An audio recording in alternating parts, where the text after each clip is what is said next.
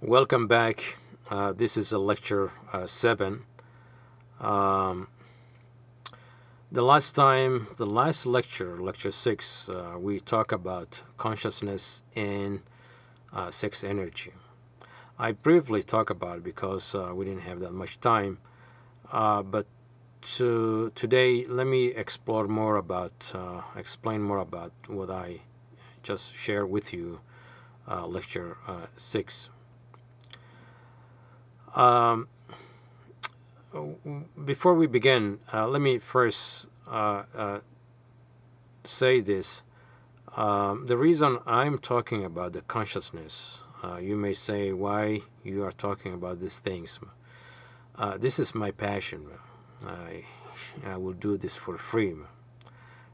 Um, when you have something passion, something that really you want, eventually you will go to the end.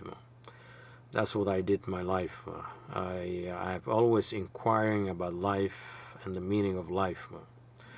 But one thing I know is that you cannot find a meaning, or either perhaps you cannot satisfy your life going outside. Perhaps that means trying to find the meaning of life through all the desires that you have is impossible. Whatever you become, basically, still there's millions of desires coming to your mind. But one thing will satisfy your desire and your needs and satisfy your curiosity is when you go within yourself, because that's where the treasure is. There's no question in my mind, because that's where I find the treasure. But I'm sure that if I explain to you more about how to find that treasure within yourself, perhaps you may go deeper to yourself. But today, lecture 7, let me explain to you about precisely how you can go deeper to yourself, because it's very important for me for you to understand consciousness and the sex energy. Okay, what I mean about sex energy, because all of us, we have experience about the orgasm. Basically, when one have intercourse, or either masturbation or whatever the case is, at the end, basically, we know is experience of orgasm. And how this orgasm, this feelings, ecstasies, how it happened. You have never inquired yourself, or you never asked that question yourself. What happens basically is that this is the first time in your life you experience when you feel that orgasm. This first time you peak what's like to be a consciousness, what's like to experience that dimension of enlightenment. Because basically what happening is that in that fraction of second of experience orgasm, your mind stops. Your thoughts stops. And then this is the first time you glimpse or experience the space between the thoughts. And that is a consciousness, that's your energy. Because when your thought is not moving your brain, it's not even, there's no connections, thoughts happening in your brain. It completely stops. Then your consciousness, your energy, it has nothing to do. So basically what it does is that it opens different part of your brain, which I call the ecstasy part, the part in which you experience different dimension. But that's how you experience, because you may be thinking about you exploding about other person, you're having sex with it, but that's not the case. It happens within yourself. It's you who creating this nature of ecstasy. It's not the other person. So that's also is the experience of meditation. When you are experience meditation, that's what happens. But the difference between the sex energy when you're feeling the orgasm and when you are meditating, or perhaps for many years or whatever it takes you to experience, both are the same. Both what happens is that you're stopping your thoughts. Not that you are stopping your thoughts in meditation. That it stops itself, because you have been watching. The nature of meditation is watching your thoughts.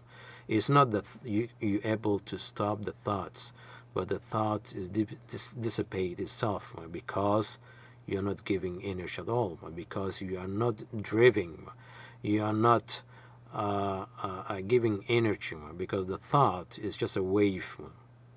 But when you withdraw from your energy, basically what happens is that then you experience the space between the thoughts, and the gap becomes bigger and bigger and bigger.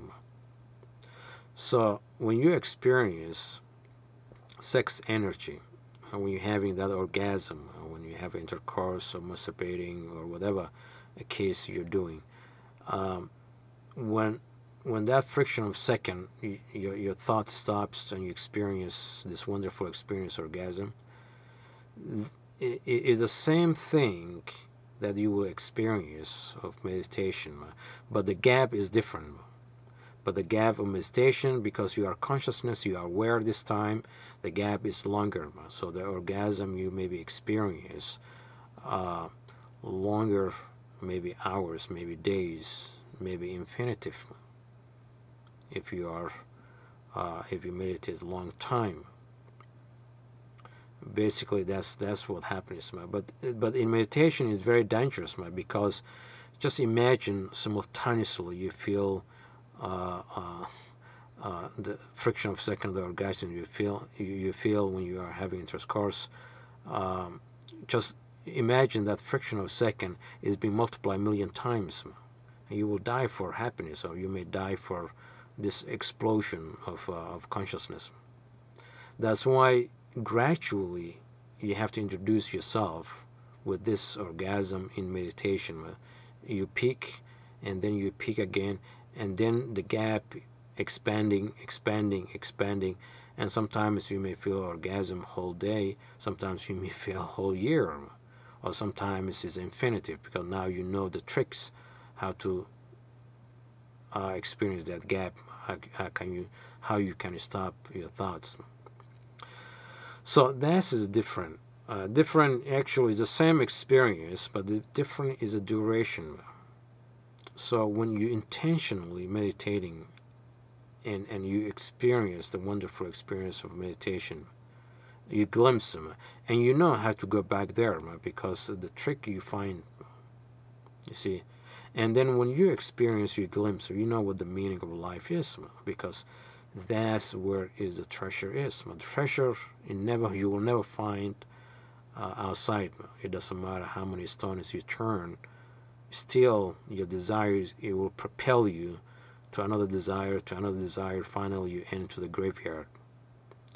Because we're born here, we came to this earth simply finding our consciousness, discovering our consciousness.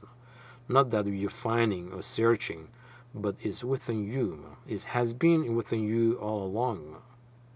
And also now you're breathing. Is your consciousness, is the energy creating these things for you.